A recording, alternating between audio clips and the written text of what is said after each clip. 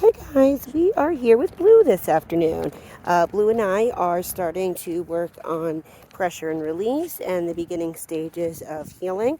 We are also working on name recognition, which is a big part of the beginning stages of the heal. So, what we are working on right now is basically getting Blue to just follow me. So, Blue, yes. Blue loves his food, so we are using that to our advantage. You do not need to use treats to work with your dog. You are doing them a world of favor by making them work for their food and giving them a job to do. Blue is a healer. He is a working breed. He's a cattle dog, so he needs a job to do, or he is going to find a way to use that mental energy, and it is going to be usually destructive or just annoying behaviors because he's got all this pent up energy in his head and he has nowhere to release it. So giving him a job to do and asking him, hey, do this, do this, do this, do this, do this, and every time he does it, well, not every time, but when he does it, he gets a couple bites of his food.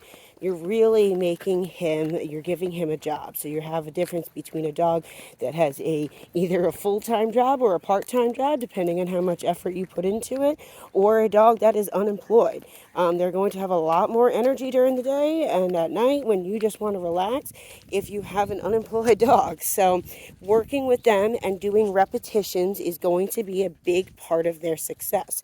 Repetitions plus consistency is your obedient dog. So the more we practice things with him, the better he's going to get. And the more consistent you are about showing him every single time that this is what I want from you, the quicker he's going to give you those results because it's going to become a learned behavior. I typically say once your dog has done about 100 repetitions of something, it has become a learned behavior. He's a really smart boy. Cattle dogs are really smart dogs, and that's why they make such a great working breed because they're really easy to train. So just doing a lot of the repetitions, it's not that they're not easy to train. They really are. It's just that they are strong-willed dogs. And they are prone to using their mouths a lot because that is, like I said, that is what they were born to do is use their mouths and nip at heels to get the herd to do what he wants them to do. So that's his personality and that's what he was bred to do. So learning how to deal with him on a regular basis is really going to be how you're going to have a really good. Everybody. Good job. This is how you're really going to have a good working relationship. So back to what I was showing you, though, on what we're working on right now. I really like to do basically backpedaling, where I'm going to walk backwards. Blue. Good. And just get him to follow me. Good boy.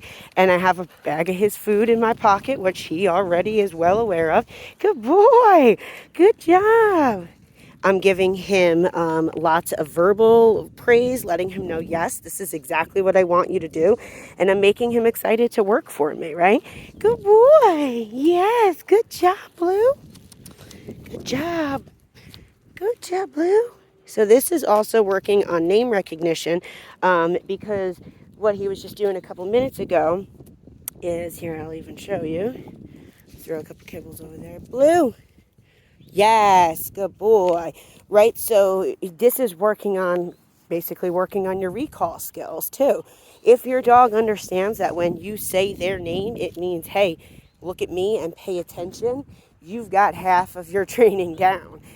Really, name recognition is important. Again, your dog learns their name. They don't know it right away. They learn it because you've said it so many times. Repetition, right? When you say the word, they respond to it, and you say, yes, good job, and you get excited. So you're really training your dog to say, hey, when I say this word, look at me. They don't understand that it's a name. They just understand that word means good things, right? So Blue, yes, good boy. Good job. So now that he is kind of starting to understand the follow me aspect of heal, we've also started working on pressure and release. And as you can see, he's doing really well with this. Let me get this piece off. Off. So this is a good demonstration right now. Off. Good. Leave it. Okay. So that was a really good demonstration on how you're going to get something off. you're going to get something away from him. Okay, so you don't want to go, if a dog has something in their mouth, you don't want to go over there and just take it from their mouth. One, you're putting your hands in their mouth, and that's, again, you have to remember they're an animal. So he is prone to using his mouth as it is. He's big on play biting, and he gets, kind of mad. You don't want to set yourself up to put your hands in his mouth, and you're asking for trouble. I also don't want my dog to think that we're playing a game by me kind of, playing tug of war, basically, right? So what I do instead is I make my dog drop the item, and I do that by using an off command. Ooh, you're potty. I do that by using an off command and making sure that they drop the item.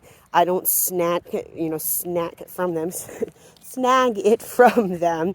And then I have them, kind of walk away from the object while I pick it up and replace it with something more exciting. So as you saw there, he had something in his mouth. All I had to do was, crinkle my food bag in my pocket, and he was like, ooh, food, and he dropped it, and then I was able to put my foot over the whatever, the rock or whatever it was, and I kind of just, pushed it away. So that's how, this is perfect. So right here, I'm not going to let him get that object. I know he really wants it, but I'm not going to give him to be patient. So we're teaching him by using those pops that means pay attention. So I'm not just saying no, no, no, no, no, no, no, right? That's not what we want to do. If we're always just telling our dog no, they never get rewarded for doing the right thing, right? We have to show them what they do want, right? So instead of just me saying, no, you can't have that bottle cap, I'm going to give him something else to do to not think about the bottle cap. So when he sees that, I'm going to give him a second to notice it again. Give him some green. Off. Blue. Yes. Right? So right there, I gave him the choice. Hey, go, you can go play with that if you want, or you can listen and you can get a handful of your food. So yes, as puppies, you are going, I highly recommend, get yourself a fanny pack. That is going to be your best friend. You're going to want to walk around with some of his food or his kibble or your training treats or something in your pocket, high value treats if you're going to be out somewhere in public or somewhere that's going to be high distraction where you're going to have a lot of people around, anything like that. You're going to want a high value treat that's going to be more exciting than his normal treats, and something that's going to really be like, whoa, I don't even care about that really hard distraction right now because hot dogs, right? So that's what I personally use as my high value treat, is hot dogs. Sometimes I'll use cheese or sausage or, whatever, bacon if I have some laying around, whatever. But it's something that they don't get on a normal basis, right? So, off. Good boy. Good job. So that time, all I said was off, and I didn't even need to crinkle my bag. He just spit it out. I kick it away, and then I rewarded him for doing that. Good job, buddy. So like I was saying before,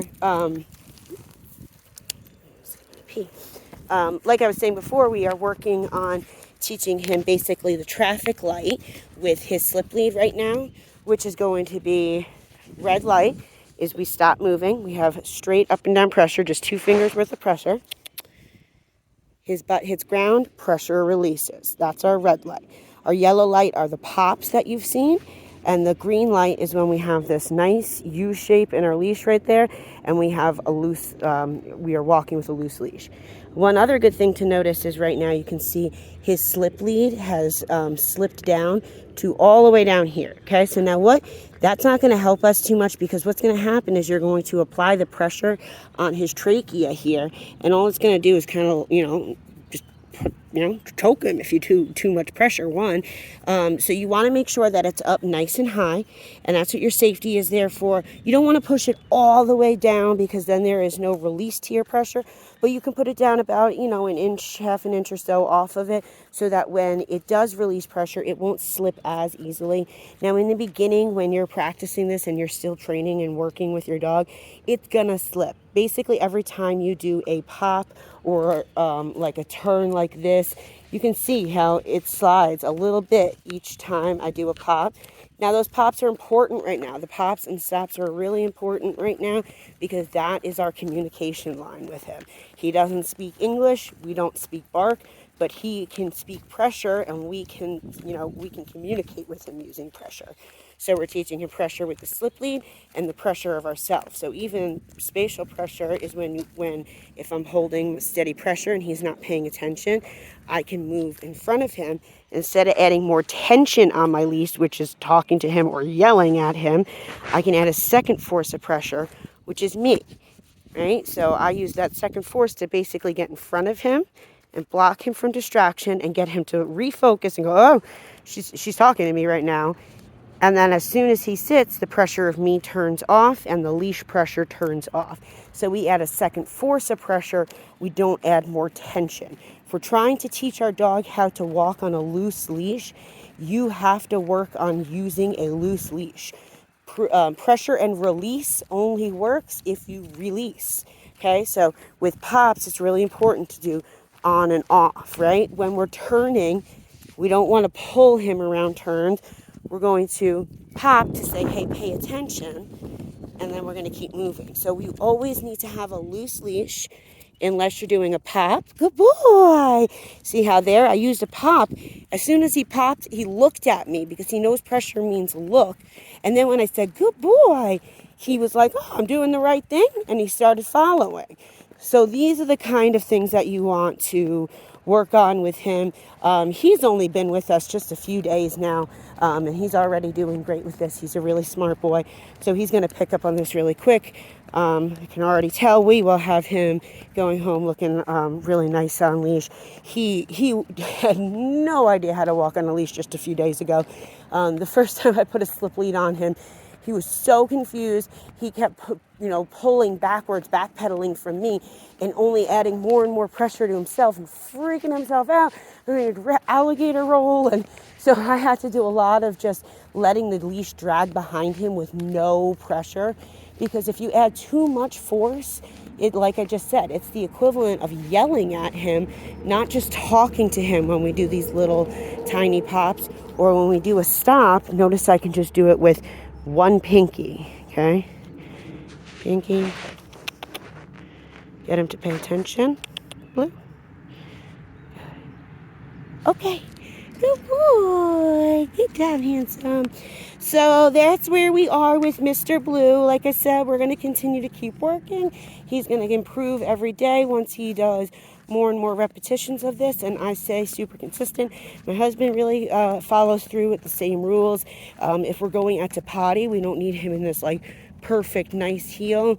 We still always communicate that you're never allowed to move forward with pressure. So if they get to the end of the leash like this, then we do a pop and a quick release. But I think he needs to use the bathroom, so we're going to cut this short. So if you have any questions, let me know, and stay tuned to watch our Blue's progress. Hope everyone has a good one. Bye.